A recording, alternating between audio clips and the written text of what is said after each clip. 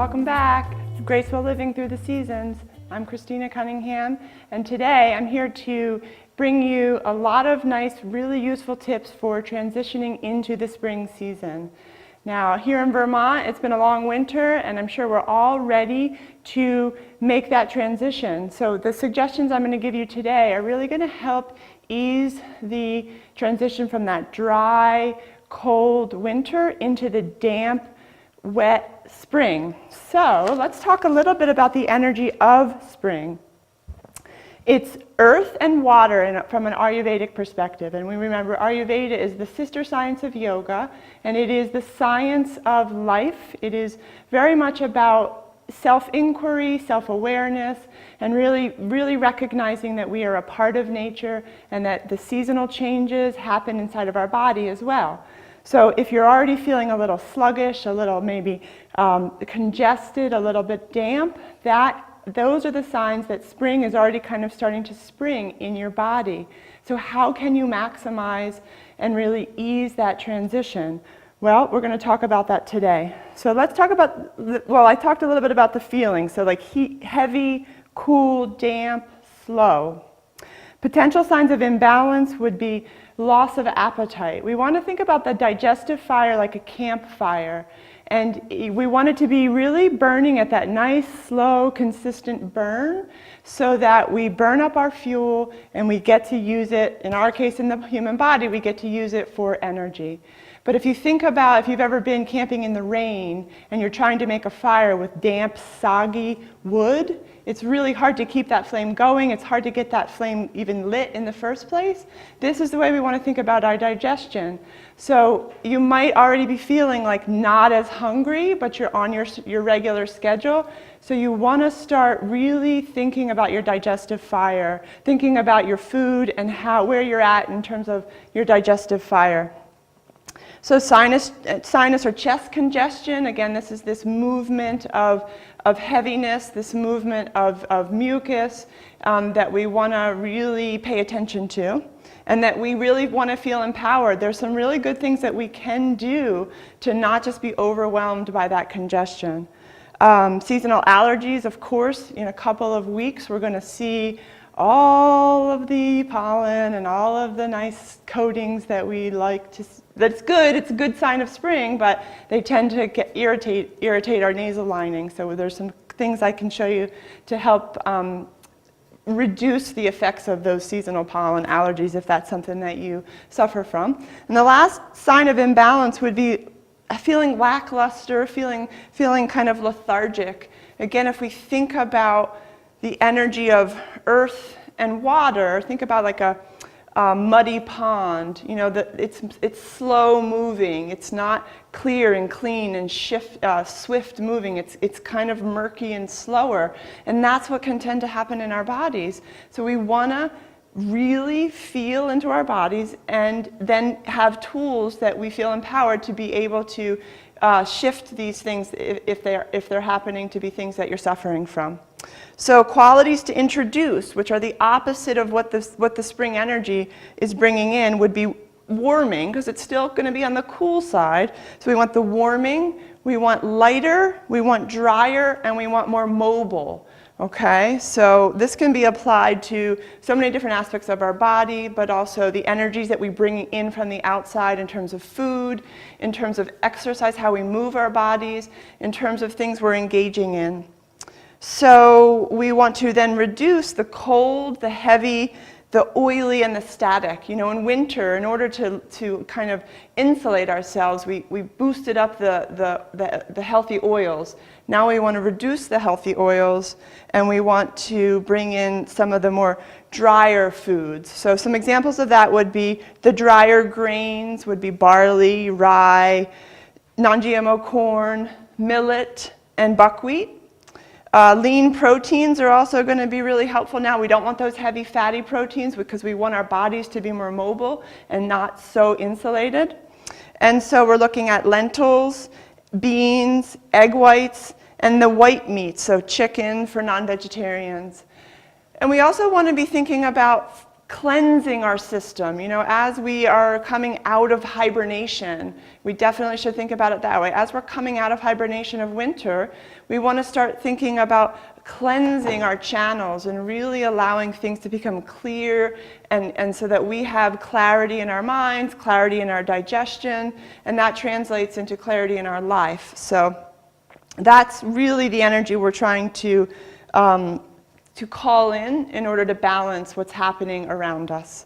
So the tastes you want to enjoy, you want to call on the energizing herbs and spices that are going to support your liver. Your liver is your cleansing organ, and you want to support your liver by lightening up the load, by really bringing in those herbs and spices that are energizing and that are really good to prime the digestion and really good to help things keep moving through your channel, specifically your digestive tube. Some of the tastes that we want to bring in would be bitter, astringent, and pungent. So with bitter, we're talking mostly about greens. So arugula, Brussels sprouts, cabbage, dandelion greens, and asparagus all would be under the category of bitter greens. So we want to amp those up and eat as much of that as possible. That really helps to cleanse the liver. It helps to really tonify the tissues. Astringent is the next quality, and that's also something that helps tonify those tissues. When we've got all of those seasonal allergies in the air, we don't want our mucous membranes to just be just kind of leaking fluid. We want them to be tight. We want them to be protected. So we bring in the quality of astringent, that tendency of tonification, I think about it, of just like firming up those tissues so that we can handle whatever the environment is giving us. So some astringent, we were going to look more towards the lower sugar fruits. So apples, pears, berries, dried cherries, raisins, and prunes happen to be astringent.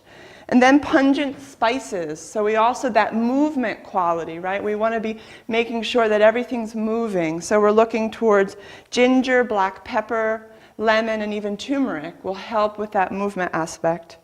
Spring spice mix.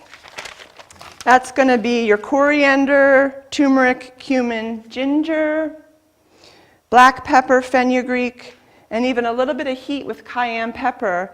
If you already have too much heat in your body, you can leave the cayenne out. But again, this is going to help stoke that digestive fire, and maybe a little pinch of clove. Okay, so that's your spice mix for the spring.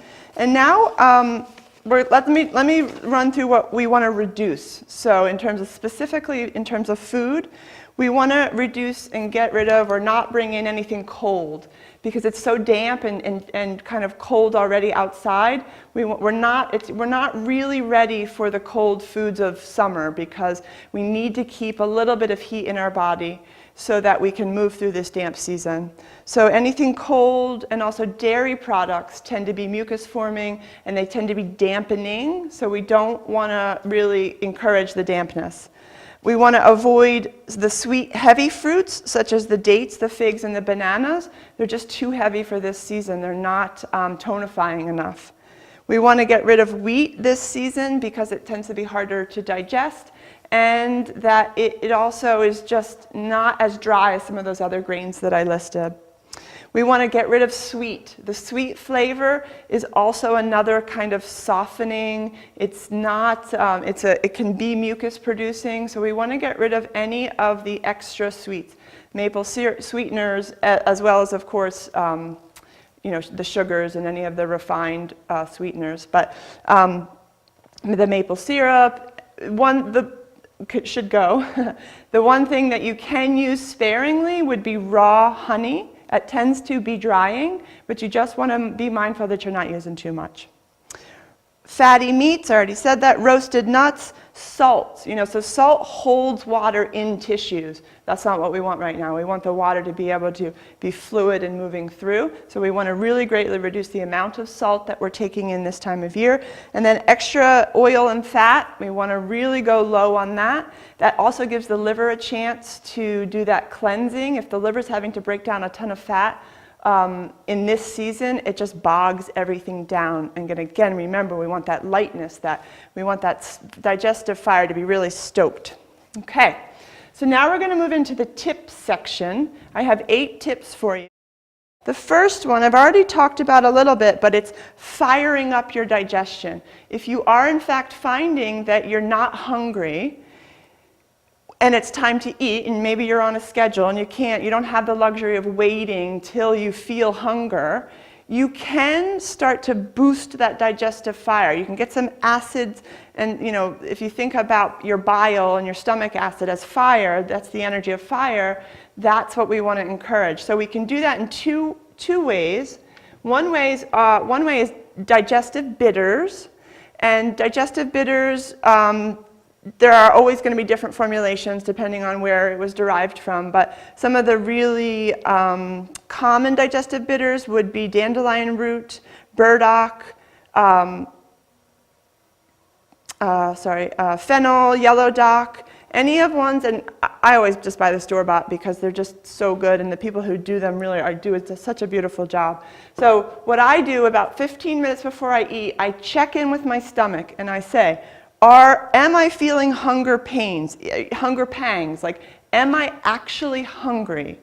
And if the answer is no, I'll take a couple dropperfuls of the bitters, and then 15 minutes later, I start to feel that digestive fire amping up, and that means it's ready to receive the food that I'm about to eat.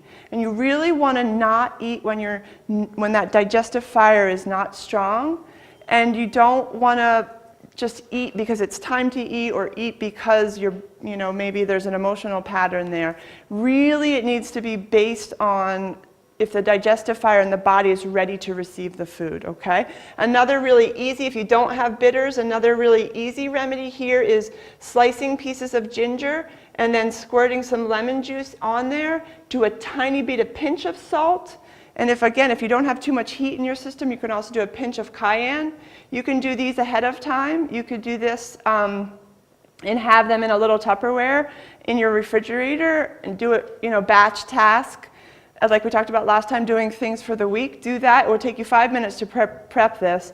And then again, 10, 15 minutes before your meal, just put one of those pieces of ginger in your mouth, and you'll find that all of a sudden you feel hungry. So firing up your digestion, really important to not eat when you're not hungry this time of year.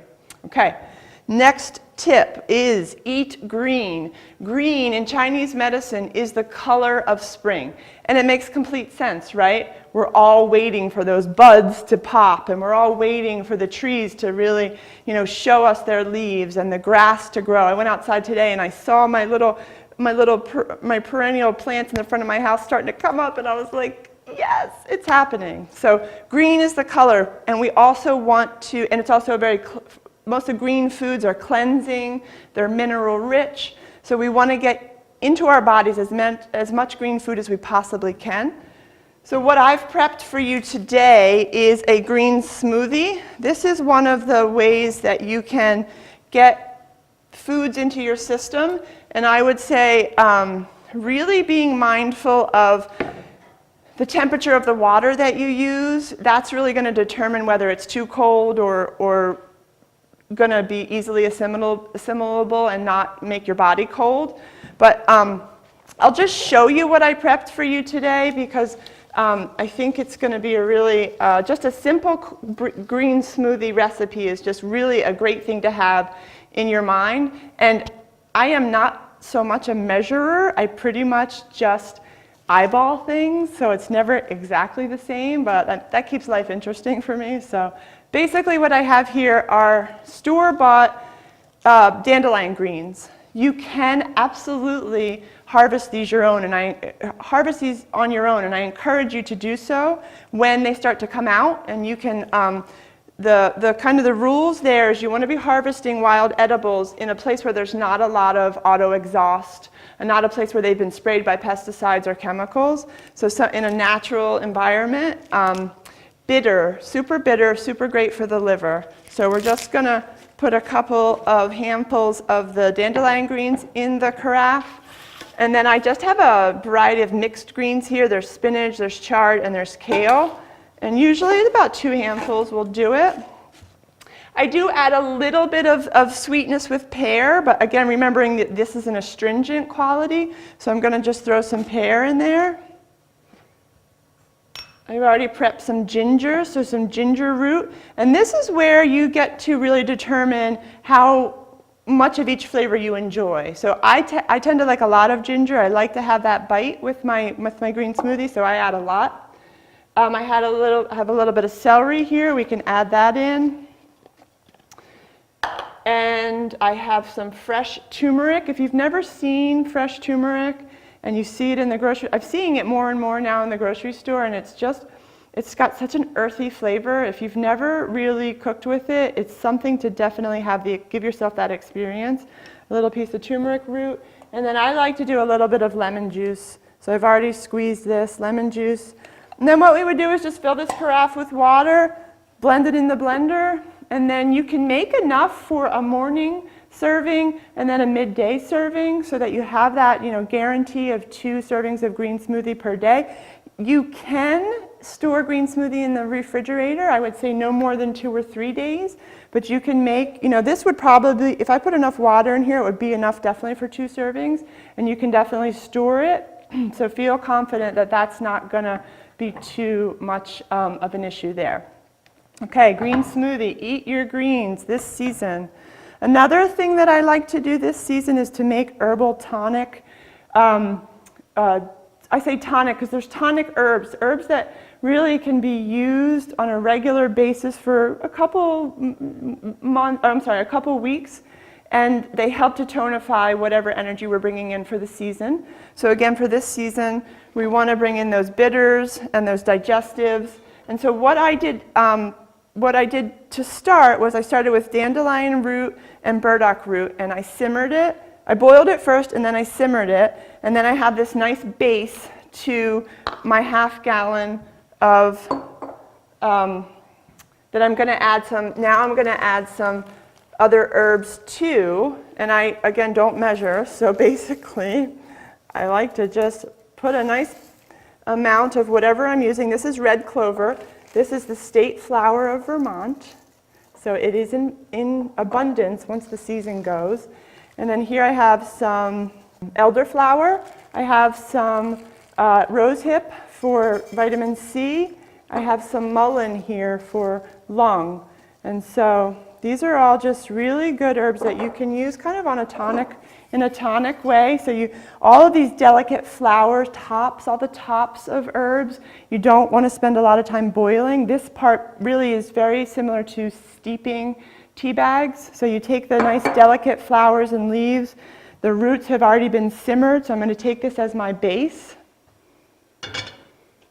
And then this strainer and this wide mouth mason jar funnel live very close to my, they're very accessible in my kitchen because I happen to use them a lot. So basically, I'm making a beautiful herb tonic tea that I can drink over the course of, I usually make enough for 1 or 2 days. So this will sit now for,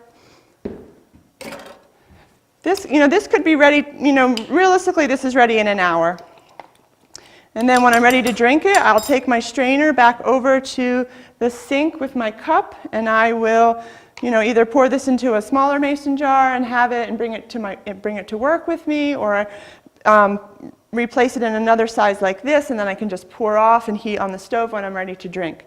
So this, I really want to encourage you to experiment with herbs because this is so simple, so nutrifying, so easy to make, and also I always feel so empowered when I do herb stuff at home because it's just another layer that we can really help ourselves and feel empowered that even though it's allergy season, or even though we know the propensity might be to go to the pharmacy and just grab something over the counter, even if you decide to do that, also layer these other beautiful layers in, because then you're just, the more we can take care of ourselves and be empowered to take care of ourselves, the more we're really we feel strong, we feel responsible. So I encourage you to find and play with herbs. The next layer The more advanced layer of this would be to find an herb walk. Every summer I try to find and identify and learn a couple of new herbs that I didn't know about before. And in Vermont we have so many amazing wild medicinals that, you know, I got this from a local herbalist just this morning, and she's this is harvested from Vermont. You know, we pretty much have so many different herbs in Vermont, so it's a passion of mine. I love it. If it's at all of interest to you, do pursue it, because it's really an amazing way to connect to our environment, to really, you know what the plants are that grow. You know, mullein, this mullein is one of my favorites on the side of the highway. Every late summer, I'm always like, okay, summer's ending, the mullein's starting to brown up, you know, so it's just like, I can feel a part of my environment the more I learn about the things that are out there naturally, and that some people might consider weeds. Really, they're medicine, and they've been medicine for eons. So if you're feeling disconnected in your body, or you're feeling disconnected in your life, learn about your environment around you. That is one surefire way to feel more connected and to feel more empowered. Next thing is sprouts. So especially early spring, you know, we're all like waiting, like I said, we're waiting for the buds. We're waiting till we can put stuff in the garden. We're waiting. What we can do is to bring that young spring energy into our body is that we can actually sprout at home. So I started these on my countertop probably about 4 or 5 days ago. And these trays are absolutely available on Amazon, and so they're very affordable, and I have found that this system works the best for me. If you've never sprouted before, basically you're going to decide what kind of sprouting seeds you want to use. These are clover. These are really easy to sprout, and so basically the night before you want to start, you're going to soak your sprouts. So this is kind of the germination process. So here's just some clean water. I would pour some of my seeds into the water, and I would just let that sit on my counter for usually overnight. So literally the first step of this process is 2 seconds, maybe 20 seconds. And then the next phase would be, if this was an empty one of these, this is actually the base, but if this was an empty one of these, I would pour the seeds through this layer here. The water would drain. I would kind of sift it out, make sure they're all evenly spread out, and I would do that. I have about 6 of these trays at home. And then I take this base and I pour a bunch of water, this much through, and then that will start to water the sprouts. And I do that every single morning. And as it gets a little bit warmer out, if I find that the sprouts are starting to look a little dry, I'll do it again in the afternoon. And then by day 5, 6, 7, you have these lovely sprouts for a very economical price that you do on your counter all by yourself. And so it's really an amazing way to bring in that spring sprout energy. And the next thing I have to show you is out of the food realm, more into the self-care realm. So in winter, we are really looking to insulate our nervous system. We're looking to really allow ourselves to feel warmth and keep that warmth going. In the spring, we want the same thing, but we want to do it a little bit lighter, and we also want to encourage movement in our lymphatic system. So the lymphatic system is the vessels of the immune system. We have lymph nodes at all the major joints in our body, and they all of the lymph vessels drain into the primary joints and the lymph nodes in our body. And they then get packaged up, you know, the toxins or the allergens, and the immune system will ship them out. But the interesting thing about the immune system is it does not have its own pump. Similar to like the heart, the blood vessels are pumped by the heart. The heart never stops beating, but the lymphatic system actually does not have its own pumping mechanism. So the thing that we need to remember is that if we're not moving our joints, if we're not going into full range of motion or exercising, those lymph nodes that are all concentrated in the joint areas, they don't get pumped.